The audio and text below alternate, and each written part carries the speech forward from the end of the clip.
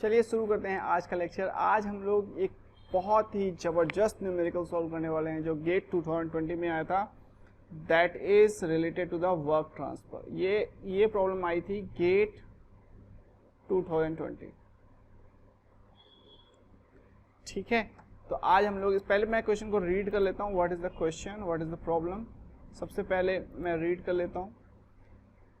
Air is contain in the frictionless piston cylinder, यानी कि जो एक पिस्टन सिलेंडर मैकेनिज्म दिया हुआ है जहां पर एयर कंटेंट है। तो this is the air, this is the air, this is यहाँ पे एयर फील्ड है, this is the piston, this is the piston. In the figure atmospheric pressure is 100 kilo pascal. Atmospheric pressure जो दिया हुआ है 100 kilo pascal, यानी कि जो बाहर से जो प्रेशर लग रहा है that is 100 kilo pascal. 100 kilo pascal atmospheric pressure 100 kilo pascal है। And initial pressure air inside is 105 kilo pascal. Inside pressure कितना है? 105 kilo pascal. The area of the piston is 300 centimetre square. Area जो है piston की वो है 300 centimetre square. ये steady state condition में है, यानी कि अभी पिस्टन मूव नहीं कर रहा है। ठीक है, अब हम क्या कर रहे हैं? हीट स्लो कर रहे हैं, हीट जो है ऐड कर रहे हैं, हीट का एडिशन कर रहे हैं, हीट सप्लाई कर रहे हैं। ठीक है, heat is now added to the piston and piston move slowly from its initial position until it reach the stops. यहां तक पहुंचता है, ये स्टॉपर है। तो हम क्या कर रहे हैं बच्चे लोग? हमने क्या किया? हमने हीट को ऐड किया और पिस्टन क्या है? मूव करना स्टार्ट होता है। कब तक मूव करता है? जब तक वो स्टॉपर को टच नहीं कर जाता। तो हमें फाइंड क्या करना है? स्प्रिंग कांस्टेंट दिया हुआ है, देखिए यहां से 8 सेंटीमीटर के बाद में स्प्रिंग भी लगी हुई है, उसके लिए स्प्रिंग कांस्टेंट दिया हुआ है। And consider the air in the inside the cylinder as a system, मतलब एयर को हमें सिस्टम मानना है। The work interaction in the joule, work interaction हमें फाइंड करना है। तो सबसे पहले आप दिमाग लगाइए कि अंदर का प्रेशर 105 है और बाहर का प्रेशर 100 है इनिशियल कंडीशन में, तब ये सिस्टम इक्विलिब्रियम में कैसे हो सकता है? क्या कंडीशन ऐसी हो सकती है जब सिस्टम इनसाइड इक्विलिब्रियम में हो? अभी हम कोई हीट सप्लाई नहीं कर रहे हैं, लेकिन फिर भी अंदर का प्रेशर 105 है और बाहर का प्रेशर 100 है और सिस्टम इक्विलिब्रियम में। How it is possible? भाई अगर यहाँ का प्रेशर ज्यादा है यहाँ के प्रेशर से, तो पिस्टन ऊपर की तरफ मूव करना चाहिए, लेकिन पिस्टन मूव नहीं कर रहा है। इसका मतलब ये है कि पिस्टन के वेट को कंसीडर किया गया है। भाई 100 किलो पास्कल का प्रेशर एटमॉस्फेयर लगा रहा है, कुछ पिस्टन भी लगाएगा, कुछ पिस्टन का भी वेट होगा। ये तो कहीं नहीं बोला, this is the weightless piston. ठीक है, कुछ पिस्टन का वेट होगा और टोटल ओवरऑल प्रेशर बाहर से भी 105 लगेगा और अंदर से भी 105 लगेगा, तभी ये इक्विलिब्रियम सिस्टम आएगा। अदरवाइज पिस्टन ऊपर की तरफ मूव कर जाएगा। ठीक है, तो 100 kilo pascal is the atmospheric pressure plus piston weight is equal to inside pressure of the air, inside the pressure of the system. ठीक है, तो एक चीज तो समझ में आएगी कि इनिशियल कंडीशन में सिस्टम इक्विलिब्रियम में कैसे। अगर आपसे ये क्वेश्चन पूछता पिस्टन वेट कितना है, तो आप इसको इजीली कैलकुलेट कर सकते थे। कैसे कैलकुलेट करते? मैं ये एडिशनल इंफॉर्मेशन दे रहा हूं, मैं आपको क्वेश्चन सॉल्व कराता हूं। ठीक है, अगर पूछ लेता कि what is the piston weight, तो भाई हमारा इनसाइड प्रेशर दिया हुआ है 105, एरिया पिस्टन की दी हुई है,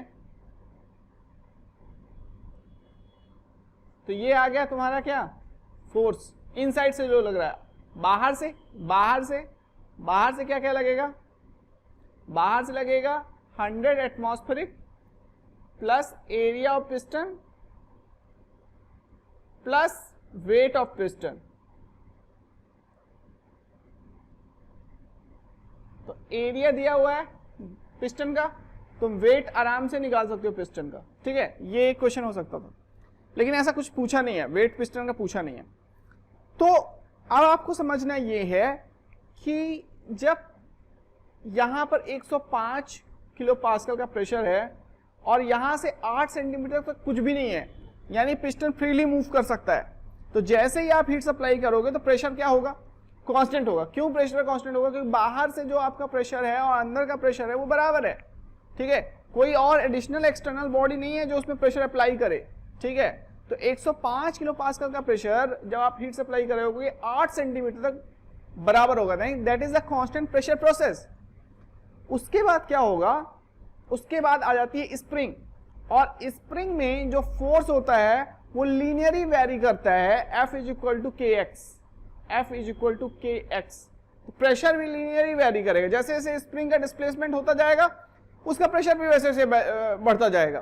तो जैसे बाहर का प्रेशर जैसे बढ़ रहा है तो इक्विलिब्रियम के लिए अंदर का प्रेशर भी उसी हिसाब से बढ़ना चाहिए, ठीक है।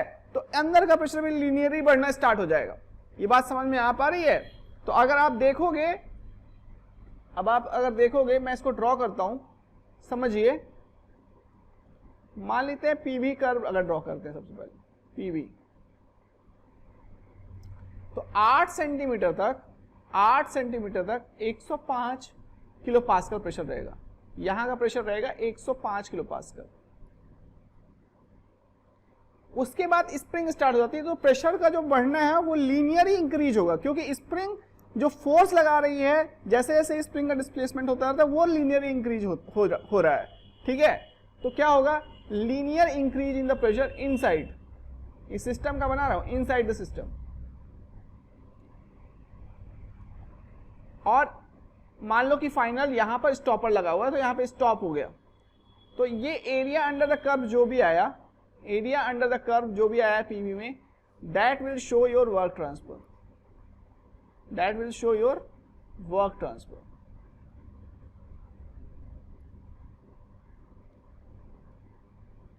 अब इस एरिया अंडर द कर्व को कैलकुलेट करना है, बिल्कुल सिंपल सा टास्क है, ठीक है। लेकिन area under the curve calculate करने के लिए आपको इस पॉइंट का प्रेशर पता होना चाहिए। अब मैं बोल रहा हूं प्रेशर कैसे वैरी करेगा? लीनियरली वैरी करेगा, ठीक है। तो यहां से यहां तक का जो डिस्प्लेसमेंट है that is 8 centimetre. 8 centimetre. Of course आपको एरिया का मल्टीप्लाई करना पड़ेगा तब आपको वॉल्यूम मिलेगा। This is 8 into 300 centimetre cube. और यहां से यहां तक का जो डिस्प्लेसमेंट है that is this one. This is also 8 into 300 centimetre cube, ठीक है। 8 डिस्प्लेसमेंट है और 300 एरिया है। हम वॉल्यूम कैलकुलेट कर रहे हैं, 0 V1 V2, या इसको ऐसे लिख सकते हो आप, डेल्टा V1 डेल्टा V2। ये चीज समझ में आ पा रही है? अब हमें इस पॉइंट का प्रेशर पहले कैलकुलेट कर लेते हैं। इस पॉइंट का प्रेशर कितना है? तो आपको पता है F is equal to K into x. अगर आपको प्रेशर निकालना है, pressure is equal to K into x upon A। X क्या है? डिस्प्लेसमेंट। डिस्प्लेसमेंट यहां से लेकर यहां तक। एक्चुअली यहां पे कुछ प्रेशर है और यहां के प्रेशर को अगर रेफरेंस प्रेशर माने तो यहां का प्रेशर निकालने के लिए आपको this P means here is the P is suppose you know for example this is 1 point and this point 2, then P2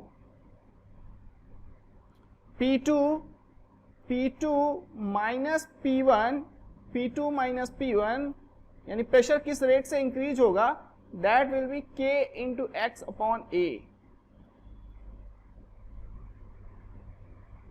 ये बात समझ में आई? तो P2 minus P1,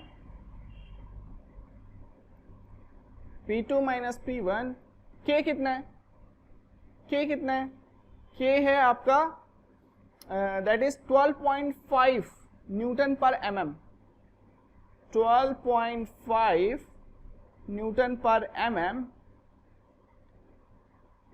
x 8 centimetre का डिस्प्लेसमेंट हुआ ना, ये देखो 8 सेंटीमीटर। स्प्रिंग लगने के बाद यहां से यहां तक कितना डिस्प्लेसमेंट हुआ? 8 सेंटीमीटर का। 8 सेंटीमीटर का डिस्प्लेसमेंट यानी 80 mm। और एरिया कितना है? एरिया 300, लेकिन क्या? Centimetre square. Centimetre square means 10⁻⁻⁴। ये आएगा आपका P2 minus P1। P2 minus P1 इसमें अगर ग्राफ में देखें तो क्या शो करता है, this line, this is the P2 minus P1, P2 minus P1।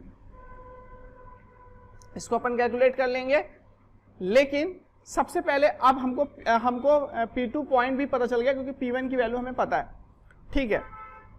अब सबसे पहले हमें एरिया कैलकुलेट करना है। एरिया कैसे कैलकुलेट करेंगे अंडर द कर्व, देखिए यहां पर ये एक पूरा का पूरा रेक्टेंगल है, this is full rectangle and this is a triangle. तो ये रेक्टेंगल और ट्रायंगल को कैलकुलेट करके हम इन दोनों की एरिया कैलकुलेट करके हम टोटल एरिया कैलकुलेट कर सकते हैं, ठीक है। तो देखते हैं पूरे रेक्टेंगल की ये एरिया कितनी होगी, ये पहले बताइए। प्रेशर कितना है, 105 kilo pascal, 105 kilo pascal, 105 kilo pascal into 10⁻³ ये टोटल वॉल्यूम कितनी होगी, 8 into 300 plus 8 into 300 16 into 300, 16 into 300 और ये होगा सेंटीमीटर क्यूब में, इसको कन्वर्ट करना पड़ेगा मीटर क्यूब में, तो 10⁻⁻⁶। सो ये आ गया आपका रेक्टेंगुलर ये जो एरिया थी। अब ये जो ट्रायंगुलर है जो स्प्रिंग की वजह से आई है, ट्रायंगल की एरिया, उसको भी आपको लेना पड़ेगा। देखिए यहां पे मैंने प्रेशर लिया और वॉल्यूम ले लिया, सिंपल। अब उसके लिए half this length is what, P2 minus P1। P2 minus P1 की वैल्यू है हमारे पास 12.5 इंटू 80 अपॉन 300 इंटू 10⁻⁻⁴ और this volume, this V2 minus V1 volume यानी 8 इंटू 300, 8 इंटू 300 क्या 10⁻⁻⁶, 10⁻⁻⁶, 10⁻⁻⁶। जब इसको आप कैलकुलेट करोगे, टोटल कैलकुलेशन जब आप करोगे तो that will come into 540 and this will come approximately 4. The answer will be 544 joule. So this will be the correct answer.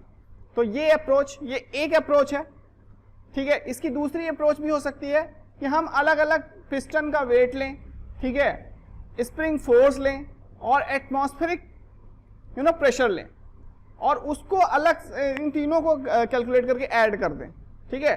तो सेकेंड अप्रोच क्या हो सकती है, second approach atmospheric pressure pre atmospheric into volume जितना भी travel किया total plus weight of piston into volume plus जो spring का फोर्स है, यानी स्प्रिंग की जो एनर्जी स्टोर्ड है स्प्रिंग में, हाफ kx